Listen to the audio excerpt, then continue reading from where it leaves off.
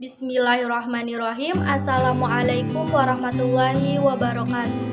Perkenalkan, nama saya Pipin Muryani, mahasiswi Universitas Islam Negeri Sultan Taha Saifuddin Jambi, program studi pendidikan agama Islam, semester 6. Di video kali ini saya akan memaparkan materi tentang lafaz dari segi kandungan maknanya.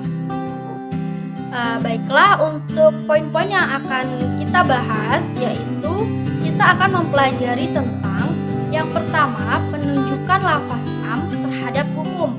Yang kedua, penunjukan lafaz khos terhadap hukum.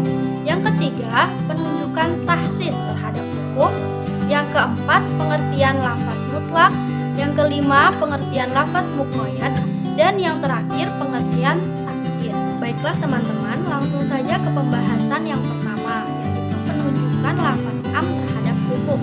Sebagai contoh, di dalam surah Al-Baqarah ayat 228 yang berbunyi wal mutallaqatu yatarabbasna bi anfusihinna salasata quru, yang artinya wanita-wanita yang ditalak hendaklah menunggu atau menjalani masa iddah selama 3 bulan.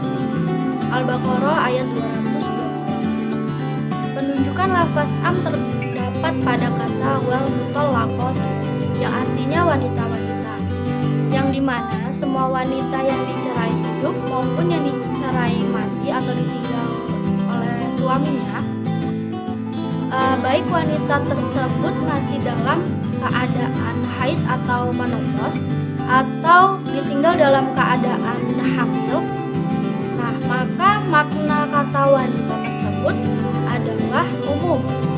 Lalu apakah berlaku hukum 3 kali quru atau suci untuk semua wanita yang dicerai tersebut? Nah, maka harus menunggu dalil yang mengkhususkannya. Kemudian yang kedua, penunjukan lafaz khos terhadap hukum. Sebagai contoh, di dalam Al-Quran surah Al-Baqarah ayat 196 yang berbunyi famal lam yajid fasiyamu salasati ayyam, yang artinya siapa yang tidak mendapatkannya maka hendaklah ia berpuasa 3 hari. Dari kata tidak mendapatkannya itu adalah maksudnya tidak mendapatkan hewan yang disembelih. Jadi di dalam surat tersebut penyebutan kata 3 hari inilah lafaz khos karena 3 hari tersebut tidak ada bagian-bagiannya. Selanjutnya yang ketiga, penunjukan tahsis terhadap hukum.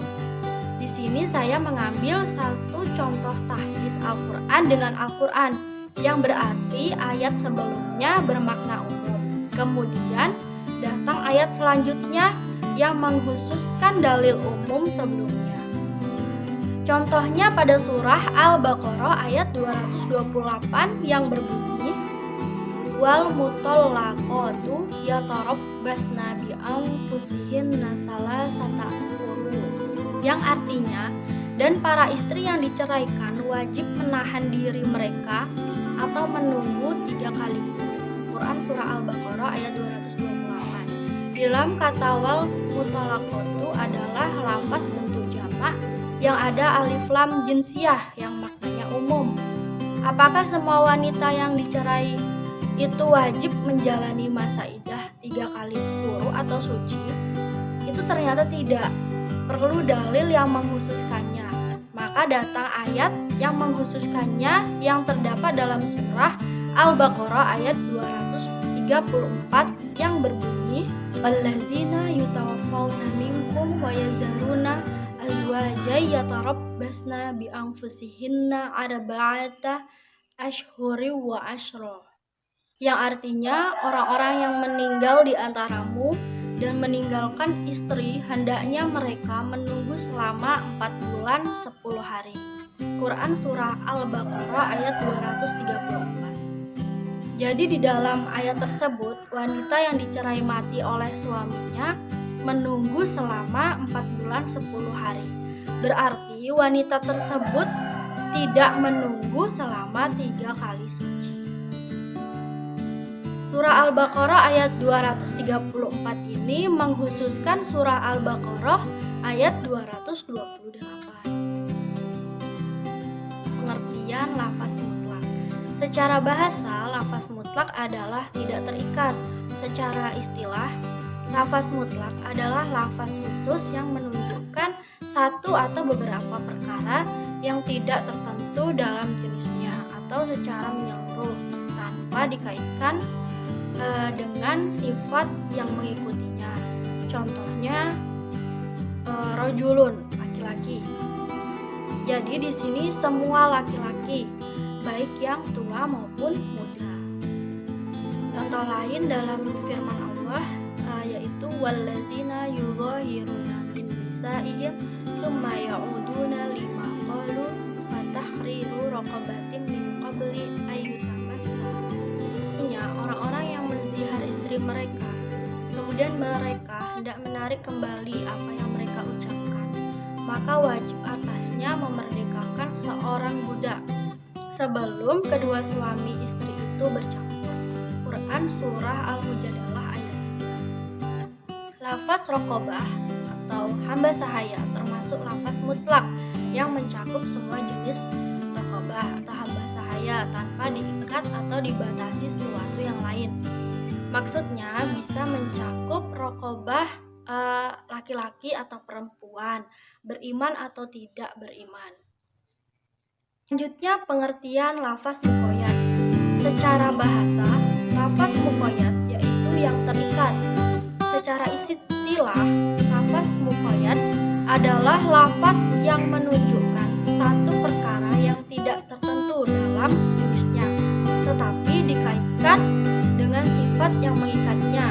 Lafaz yang menunjukkan satu perkara yang ditentukan dengan suatu sifat muqayyad adalah lafaz yang menunjukkan suatu hakikat muqayyad atau batasan. Seperti di dalam Quran Surah An-Nisa ayat 92 yang berbunyi wa man qatala mu'minan khata'an fatahriru raqabatin mu'minatin wa hiya musallamatun ahli illa ayyuhum. Artinya, dan barang siapa yang membunuh seorang mukmin karena salah, hendaklah ia memerdekakan seorang hamba sahaya yang beriman dan membayar diyat yang diserahkan kepada keluarga. Bahasan terakhir yaitu pengertian takyid. Takyid adalah pembatasan dari lafaz yang mutlak.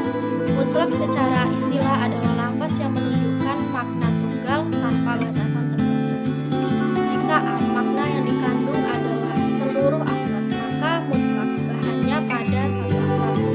Misalnya lafaz jul, seorang laki-laki. Jika ditakyid menjadi seorang laki-laki anak. Baiklah teman-teman, itulah tadi beberapa pembahasan mengenai penunjukan lafaz am terhadap hukum, kemudian penunjukan lafaz khas terhadap hukum, penunjukan tahsis terhadap hukum, pengertian lafaz mutlak, pengertian lafaz muqayyad, dan yang terakhir pengertian takyid. Sekian video pembelajaran dari saya, semoga bermanfaat untuk kita semua. Saya mohon maaf apabila terdapat kesalahan. Saya akhiri, wabillahi taufiq wal hidayah. Wassalamualaikum warahmatullahi wabarakatuh.